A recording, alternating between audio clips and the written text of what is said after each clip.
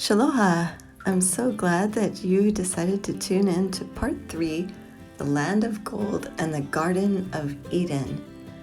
If you haven't watched the first 2 of this series here on our channel, Hebrew Hawaiian, please take a look now. We're going to be reviewing some of the information, but there's some pertinent information you need to know before continuing. Previously, we discussed the land of Shem, the offspring of Shem, the origin of the word Hebrew as a grandson or great-grandson of Shem named Eber, and his offspring, Peleg and Yoktan. All of this and more can be found in the Table of Nations, Genesis 10, where we'll particularly look at verse 30. Where did the sons of Yoktan live?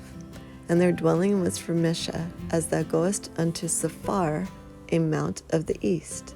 Today we're going to locate where exactly Mount Sephar is, but we know from our last video it must be east of Mesha, which we've already established is modern-day Mashhad, Iran. So now we are going to prove that Mount Sephar, which is also another name for the tree of life that is known in Kabbalistic practice. I don't subscribe to that personally, and we don't in this channel, but it's a good example. And we're also going to prove that the tree of life is in the Garden of Eden and its location along with this particular mountain. Let's take a look how the Aramaic Targum Jonathan translates this same passage in Genesis 10 verse 30. And the house of their dwelling was from Mesha, by which thou goest up to Sephar Vayhi, a mountain of the east. So we're looking for a particular mountain. Let's look at the meaning of Sephar. Sephar in Hebrew means census or counting, or from the noun sefer, which is the shoresh, a record. We also find a definition for the name Sephar as a town or location which is mentioned in reference to the boundary of the sons of Yoktan in Genesis 10 verse 30 that we just read.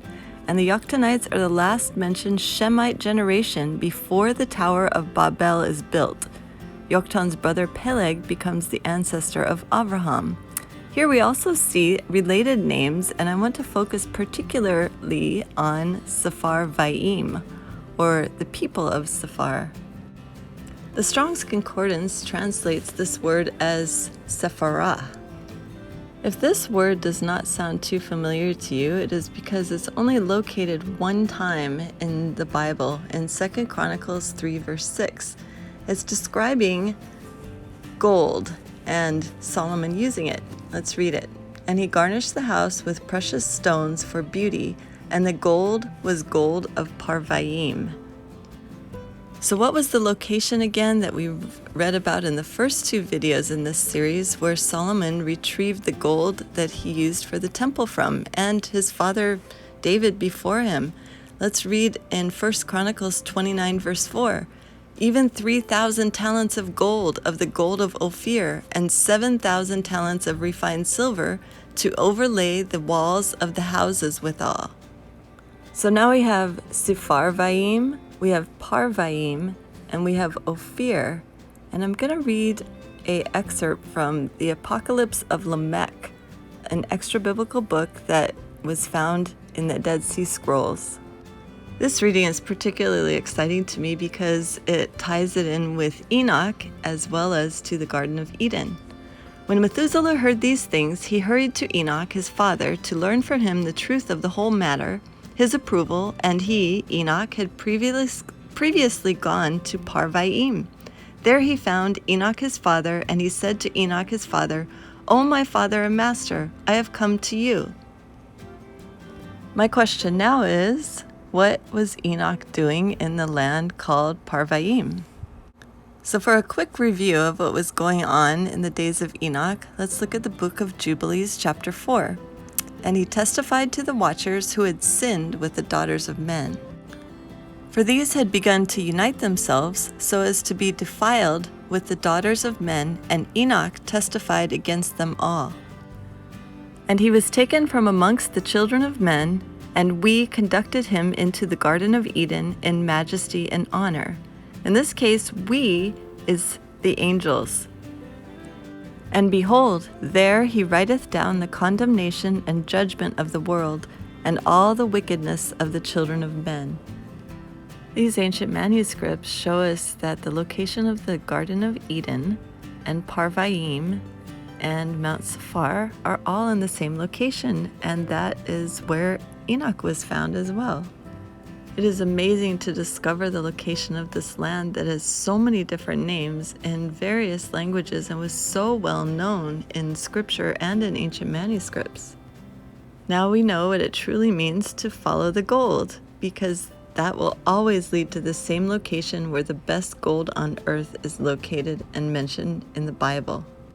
Here's another example in Jeremiah 10 verse 9. Silver is beaten into plates. It is brought from Tarshish, and gold from Uphaz, the work of the craftsman and of the hands of the metalsmith. Blue and purple is their clothing. They are all the work of skillful men. This location of Uphaz is also mentioned in Daniel 10 verse 5. I lifted my eyes and looked, and behold, a certain man clothed in linen, whose waist was girded with gold of Uphaz. It seems this is just another name for the same place. Let's look in Hitchcock's Bible names, the meaning of Uphaz in the Bible. Pure gold, gold of Phasis or Pishon. See more on the meaning of Uphaz in the Bible. Let's take a look. That's interesting. It mentions the Pishon River as linked to Uphaz. Let's look at the meaning of Uphaz in Easton's Bible Dictionary. Probably another name for Ophir. So let's do a quick review of when the Pishon River is first mentioned in the Bible in Genesis chapter 2 verse 10.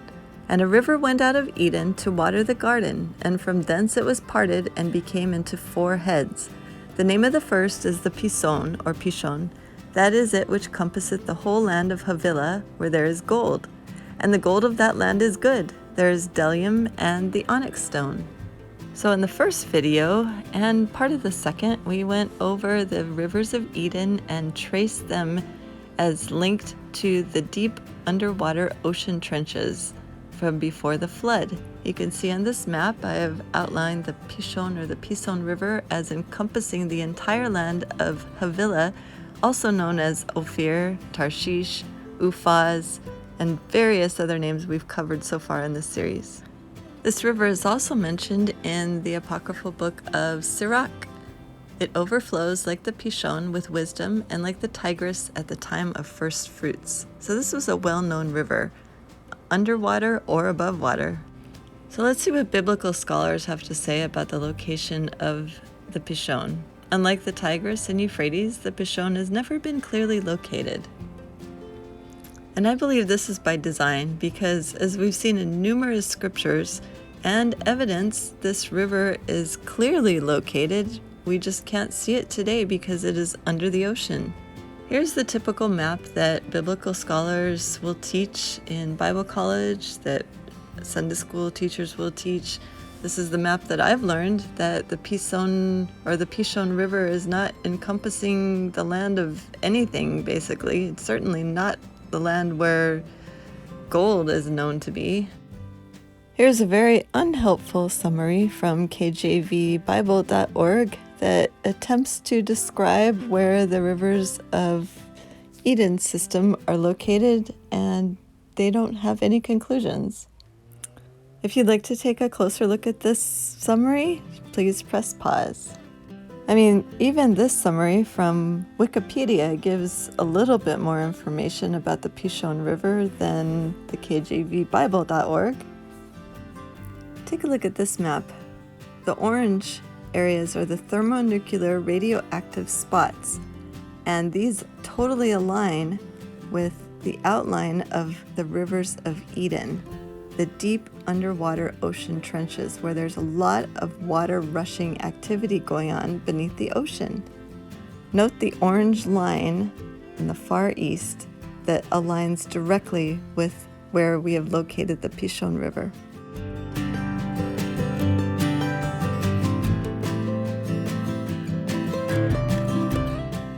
You can see that I've noted Mount Safar on this map, and in order to locate this mountain, we're coming back to it here in Jubilees chapter 3, verse 27.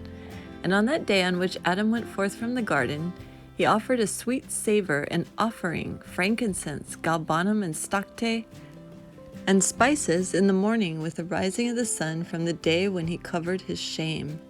And on that day was closed the mouth of all beasts, and of cattle, and of birds, and of whatever walks, and of whatever moves, so that they could no longer speak, for they had all spoken with one another with one lip and with one tongue. And he sent out of the Garden of Eden all flesh that was in the Garden of Eden, and all flesh was scattered according to its kinds, and according to its types, unto the places which had been created for them. And to Adam alone did he give the wherewithal to cover his shame of all the beasts and cattle. On this account it is prescribed on the heavenly tablets as touching all those who know the judgment of the law, that they should cover their shame, and should not uncover themselves as the Gentiles uncover themselves. And on the new moon of the 4th month, Adam and his wife went forth from the Garden of Eden, and they dwelt in the land of Eldah, in the land of their creation. And Adam called the name of his wife Eve, which is Havah in Hebrew. Now this is a zoomed in map of an area of the Philippines where we can see Sulu Sea, which would have been the former location of the Garden of Eden pre-flood, and now is the largest area with marine biodiversity in the world, as we covered in our last video. Note the island of Cebu, also known as Shiba, and Camiguin Island, which has a very special mountain on it in the area of Catarman called Mount Hibok-Hibok. Here are a few more maps so that you can have an idea of exactly where this little island of Camiguin is located in the Philippines. Note that just the name Qatar signifies the east, or the far east, the Orient.